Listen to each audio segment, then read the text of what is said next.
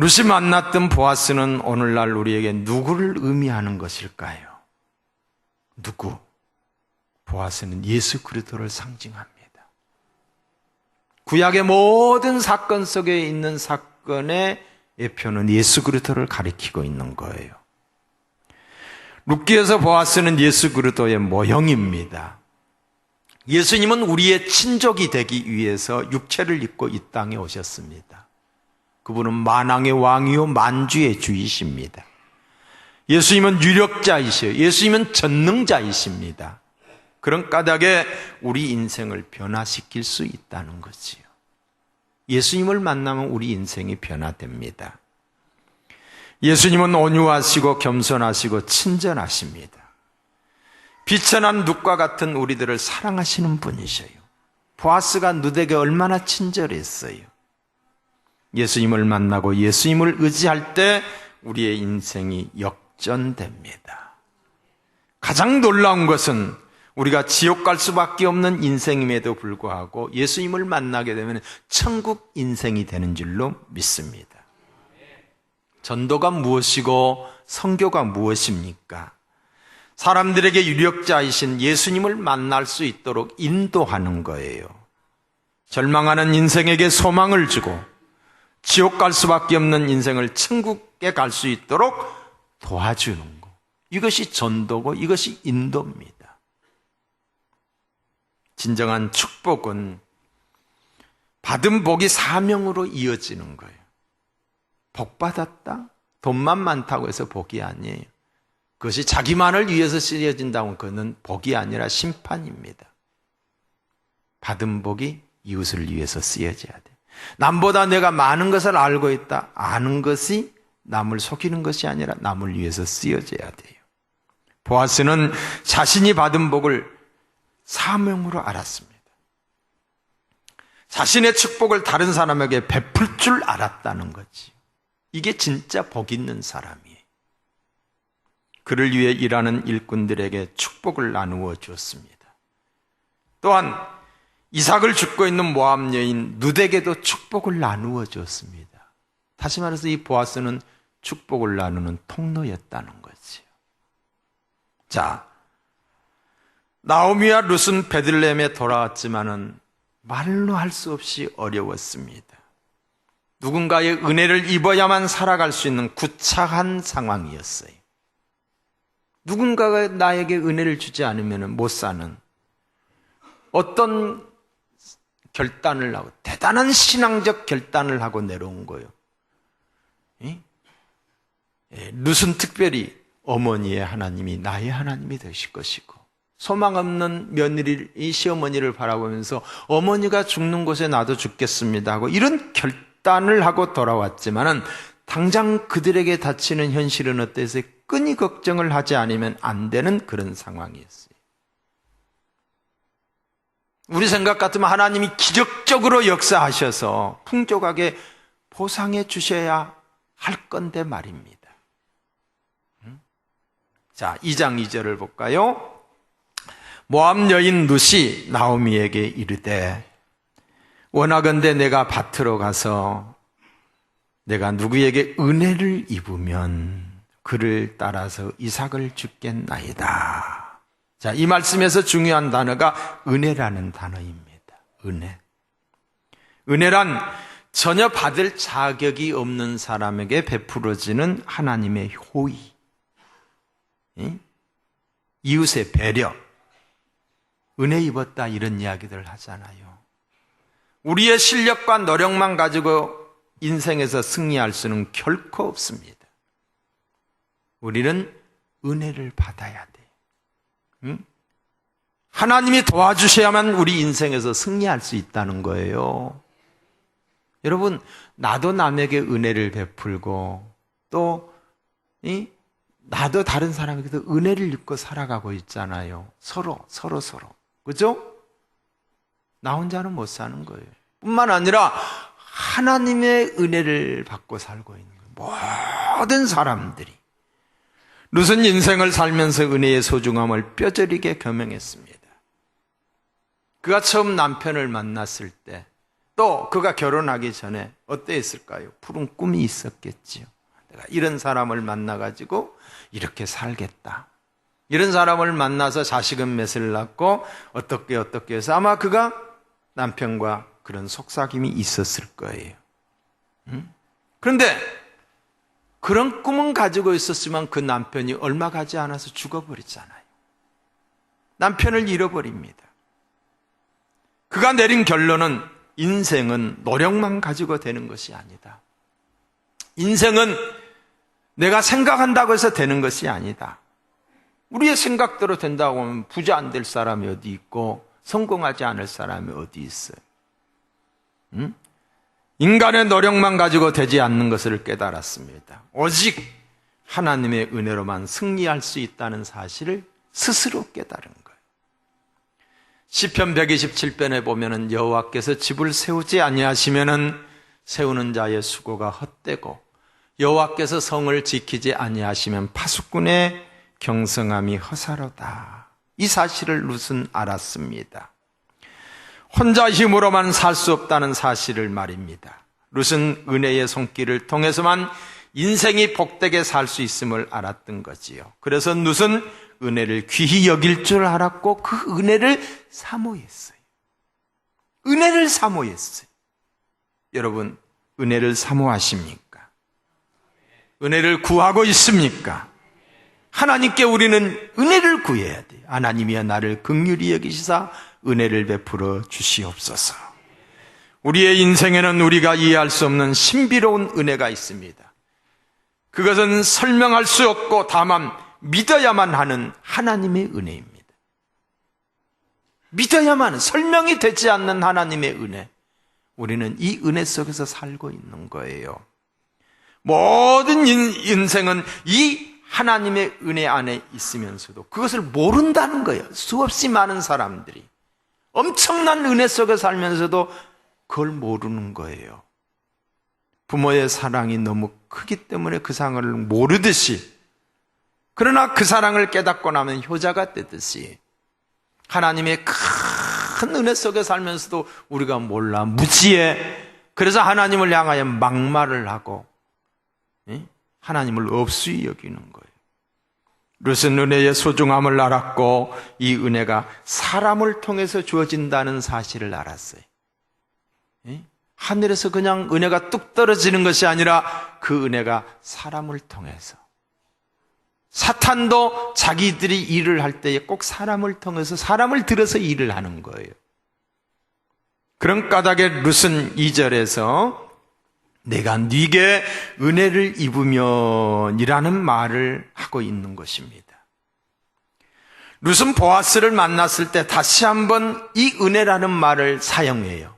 보아스를 또 만났을 때에 2장 10절에 보시면은 룻이 엎드려 얼굴을 땅에 대고 절하며 그에게 이르되 나는 이방 여인이거늘 당신이 어찌하여 내게 은혜를 베푸시며 나를 돌보시나이까. 하나님의 은혜는 사람을 통해서 온다는 사실을 아는 것이 지혜인 줄로 믿습니다. 성도는 하나님의 은혜를 사모하며 귀히 여길 줄 알아야 합니다. 하나님이 은혜를 주시면 내 인생이 바뀔 수 있다는 사실을 믿어야 합니다. 그리고 은혜를 사모하고 은혜를 달라고 기도해야 됩니다. 마태복음 15장에 보면은 흉악귀 귀신 들린 딸을 주님께 데리고 나왔던 가나안 여인이 있어요. 내 딸을 좀 고쳐주세요 라고 말했을 때에 예수님께서 하시는 말씀이 자녀의 떡을 취하여 개에게 줌이 마땅치 않다. 개 취급을 한 거예요. 그러니까 이 여인이 하는 말이 개들도 주인의 상에서 떨어지는 부스러기를 먹지 않습니까? 그 부스러기 은혜라도 나에게 좀 주시옵소서. 부스러기 은혜라도. 그때 예수님이 그 여인을 바라보시면서 이스라엘 중에 이만한 믿음을 가진 자를 보지 못했다 하시면서 그를 치료해 주셨던 것을 보게 돼요. 은혜를 구해야 될 줄로 믿습니다. 우리 인생의 승리는 우리의 노력만 가지고 되는 것이 아닙니다. 하나님의 은혜로 승리하는 거예요. 그래서 사도 바울은 모든 것이 하나님의 은혜라고 고백을 했어요. 고린도서 15장 10절에 보면은 나의 나된 것은 하나님의 은혜로 된 것이니. 자, 여러분의 오늘이 하나님의 은혜라고 고백할 수 있습니까? 내게 주신 그의 은혜가 헛되지 아니하여 내가 모든 사도보다 더 많이 수고하였으나 내가 한 것이 아니요 오직 나와 함께 하신 하나님의 은혜로다. 다른 사람들보다 내가 많은 일을 했지만 이 모든 것이 내가 한 것이 아니야 하나님의 은혜라는 거예요. 하나님의 은혜로 돌리고 있잖아요. 룻과 나오미의 인생을 치유한 것은 은혜입니다. 행복한 인생은 은혜를 알고 은혜를 구하고 은혜를 나눌 때입니다. 행복한 교회는 은혜가 충만한 교회, 우리 교회가 바로 은혜가 충만한 교회가 되기를 주의 이름으로 축복합니다. 자, 3절을 보세요. 3절에 보시면은 우연히 엘리멜렉의 친족 보아스에게 속한 밭에 이르렀다라는 표현이 있습니다. 이 우연, 여러분 우리 기독교에서는 우연이라는 단어를 쓰지 않습니다. 운명이라는 단어도 쓰지 않습니다. 하나님의 섭리요, 하나님의 계획이에요. 자, 룻이 우연히 보아스의 밭에 이르렀다라고 성경에 이렇게 기록이 되어 있어요. 보아스는 나중에 룻의 남편이 됩니다. 이것은 우연이 아닙니다. 하나님의 계획하심이었고 인도하심이었고 필연이었습니다. 하나님의 사람에게는 모든 것이 다 섭리일 뿐입니다. 룻이 보아스에게 속한 밭에, 보아스의 밭에 이르도록 하나님이 섭리하신 하나님의 인도하심이었어요. 따라서 여기서 우연이라고 하는 이 단어는 룻이 계획적으로 보아스의 밭에 간 것이 아님을 강조하는 표현이에요. 여기서의 우연은 하나님조차 뜻하지 않는 그런 우연이 아니라는 거죠. 절대적인 의미의 우연이 아니라 사람이 계획하지 않았다는 상대적인 의미에서의 우연을 강조하고 있던 것. 다시 말해서 룻이 계획적으로 거기를 가지 않았다는 거지요. 하나님께서는 우리가 전혀 계획하지 않고 우연히 행한 일을 통해서도 하나님은 섭리하시는 줄로 믿습니다. 룻의 입장에서는 우연히 보아스의 밭에 이른 것이었지만은 하나님께서는 룻이 보아스를 만날 수 있도록 그의 마음과 생각을 주장하신 줄로 믿습니다.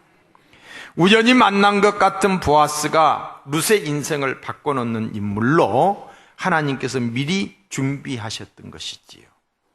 하나님은 사람이 의식할 수 없는, 사람이 모르는 역사의 이면에서, 삶의 현장에서 섬세하고 자상하게 당신의 백성 한 사람 한 사람을 간섭하시고 인도하시고 구속 역사의 큰 그림을 완성시켜 나가시는 줄로 믿습니다.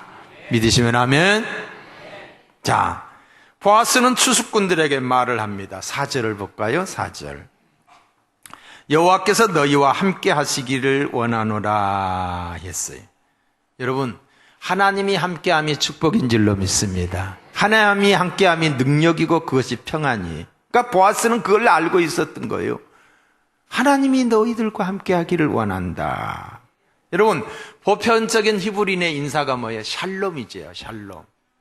평강이 있을지어다. 이런 인사인데 보아스의 인사는 상당히 자상하고 구체적입니다. 하나님이 너희들과 함께 있을지어다. 이에 대해서 일꾼들이 대답을 합니다. 뭐라고 대답을 합니까? 여호와께서 당신에게 복 주시기를 원합니다. 종들이 하는 이야기예요. 이들의 대화에서 보아스의 인격과 신앙을 보게 됩니다. 인격과 신앙. 이 짧은 대화 속에서 내가 하는 말은 그 사람의 인격을 보여주는 거예요. 어떤 말을 하느냐, 그 사람의 인격이 나타나는 거지요. 보아스는 일상생활 속에서 여호와를 경외하며 일꾼들을 사랑하는 자로서 존경받던 사람이었음을 짐작하게 합니다. 이 대화 속에서 보아스는 일꾼들 사이에 낯선 소녀를 발견하고 감독인 사한에게 묻습니다. 자, 5절 보세요. 이는 네 소녀냐 하니. 네 소녀냐 하니. 그러니까 밭에 와서 보니까 모르는 소녀가 있어요. 그러니까 물어본 거예요. 우리는 잘 모르는 사람을 보면은 저 사람 누구냐라고 묻잖아요. 근데 보아스는 그렇게 묻지 않고 있습니다. 네 사람이냐라고 묻고 있는 거예요. 누구에게 속한 사람이냐는 거지요. 에? 누구냐 하면 이름 대면 끝나버리죠. 거기서 대화가 단절이 되는 거지요. 에? 대화가 단절이 되지요. 그런데 누구에게 속한 소녀냐고 하면은 아버지가 누구고, 그의 부모는 어떤 사람이고, 그의 남편은 뭐하는 사람이야 등과 같이 대답을 하게 됩니다. 이런 질문은 관심 있는 대화를 유도하는 질문이라고 볼 수가 있어요. 관심의 표현이지요. 관심 표현. 보아스가 룻에 대해서 관심을 많이 보이고 있다는 거예요. 관심의 표현입니다. 그러자 사환이 대답을 합니다. 6절을 보실까요? 이는 나오미와 함께 모압 지방에서 돌아온 모압 소녀다. 모압 소녀라고 대답을 해요. 사실은즉 룻은 돌아온 소녀가 아닙니다. 나오미는 떠났다가 돌아왔지만 룻은 모압 출신으로서 시어머니를 그냥 따라온 것에 불과한 거예요. 돌아온 여인은 아니지요. 그러나 넓은 관점에서 보면 룻은 그를 창조하신 창조주 하나님 품으로 돌아온 여인이라고 할 수 있는 줄로 믿습니다. 모든 인생은 하나님께로 돌아와야 돼. 그곳에 평안이 있기 때문이지요. 자, 사환은 룻의 출신을 말할 후 그의 됨됨이까지 덧붙여서 이야기합니다.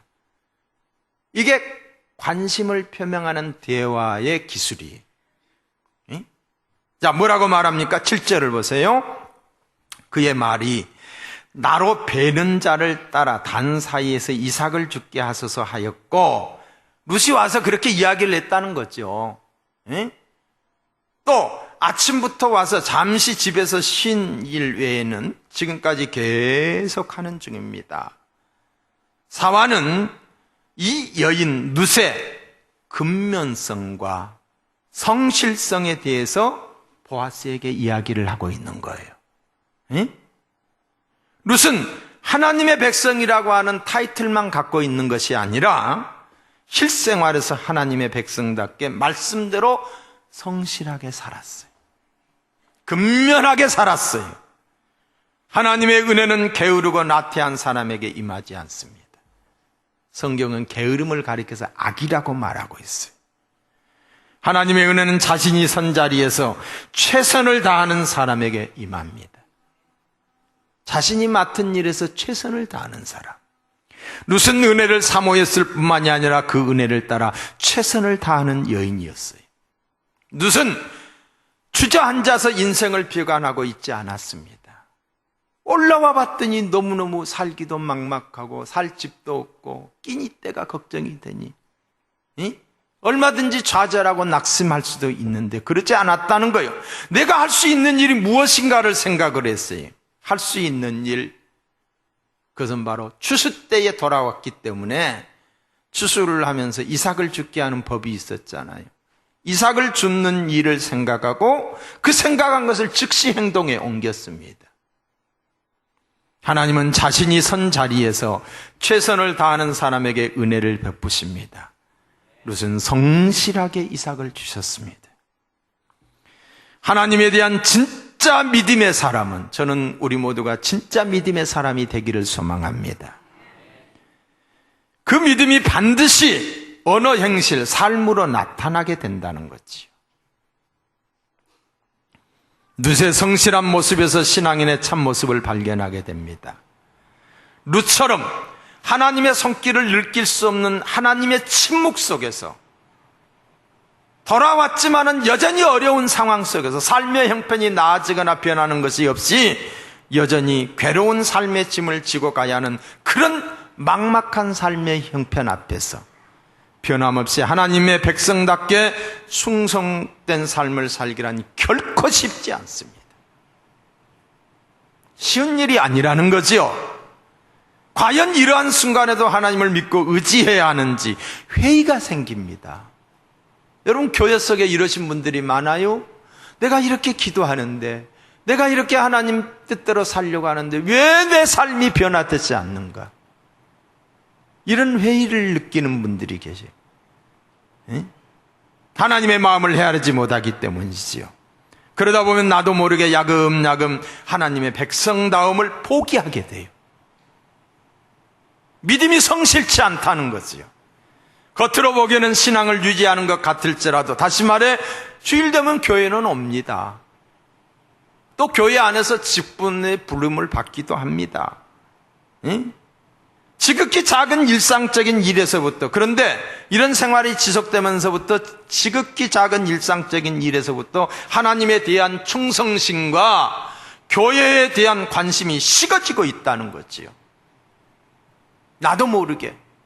그러다 보니 주일에만 주님 전에서 나와서 잠깐 하나님 안녕하세요 하고 얼굴만 비치고 돌아가서 6일 동안은 지 맘대로 하나님 생각 없이 살다가 주일날만 왔는 썬데이 크리스찬. 내가 구원받은 하나님의 백성이고 천사도 흠모하는 하나님의 자녀요, 귀한 직분까지 받은 자라 할지라도 하나님의 자녀답게 직분에 걸맞게 사는 일이 그렇게 쉽지만은 않습니다. 뭐가 없으면은? 은혜가 없으면. 룻은 큰 축복, 최고의 영광을 누린 여인이 됩니다. 보아스를 만남으로 메시아의 혈통을 이어지는 일에 쓰임을 받아요. 마리아 못지않는 축복을 받게 되는 거예요. 이러한 룻의 결과를 부러워하는 사람들은 다수이지만은 룻이 보여준 일상에서의 소박하고 순박 변함없는 믿음을 신실하게 이어가는 사람들은 상대적으로 소수라는 거예요. 사랑하는 성도 여러분, 일상생활에서 하나님을 경외하며 신실하신 하나님의 인도하심을 믿고 변함없이 성실하고 진실한 삶의 모습을 보이시기를 바랍니다. 하나님의 은혜는 절대로 값싼 은혜가 아닙니다. 엄청난 대가를 지불한 은혜예요. 그 은혜가 우리에게 임하는 거예요. 고귀한 은혜입니다. 그런 까닭에 하나님의 은혜를 힘입은 우리는 최선을 다하는 삶을 살아야 될 줄로 믿습니다. 우리도 룻처럼 최선을 다하는 삶을 살아야 돼요. 잃어버린 것, 떠나버린 사람 때문에 더 이상 괴로워하지 마시고 지금 남아있는 것, 아직도 할 수 있는 일에 대해서 최선을 다해야 돼요. 과거의 사람이 되지 말자 이 말이죠. 작은 일에 충성, 맡겨진 일에 충성해야 돼. 하나님이 부어주시는 능력으로 최선을 다해야 될 줄로 믿습니다. 최선을 다하는 저와 여러분 되십시다. 아멘. 언제 기회가 주어졌을 때에, 언제 건강할 때에. 지금 기회가 주어졌잖아요. 나이 들면 못하잖아요. 병 들면 못하잖아요. 지금 할 수 있는데 지금 너무 허송세월하고 있는 거예요. 할 수 있을 때 최선을 다하는 거예요. 내게 맡겨진 일에 최선을 다하면 하나님이 그곳에서 함께 하시는 줄로 믿습니다. 자, 주께서 우리에게 말씀하십니다. 야, 오늘 결산하자. 하나님의 결산 앞에 반드시 우리는 서게 됩니다. 충성된 모습으로 서야 될 줄로 믿습니다. 바쁘다고요? 바쁘다고요? 얘들이 어리다고요? 얘들이 어려도 다른 사람은 해요. 바빠도 바쁜 시간을 쪼개서 해요. 근데 바쁘다는 것이 핑계가 되는 거예요. 주님 사랑하는 마음만 있으면 절대로 그런 핑계 되지 않아요. 핑계 되지 맙시다. 최선을 다하십시다. 충성된 저와 여러분이 되기를 주님의 이름으로 축원합니다.